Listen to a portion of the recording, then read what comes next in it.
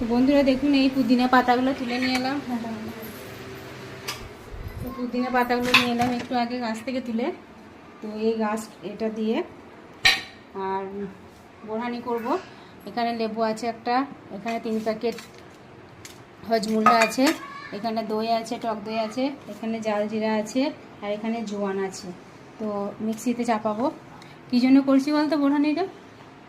এই যে 1 হাঁড়ি বিরিয়ানি চাপানো আছে, তো এই জন্যে সবাই বলছে বোরহানি খাবো।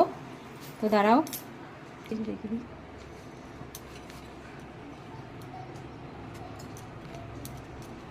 জোয়ানও দেওয়া আছে, আর এখানে দিচ্ছি একটু কাঁচিটা করে ছেড়ে দাদা, একটু হজমুলা দিচ্ছি 1 প্যাকেট।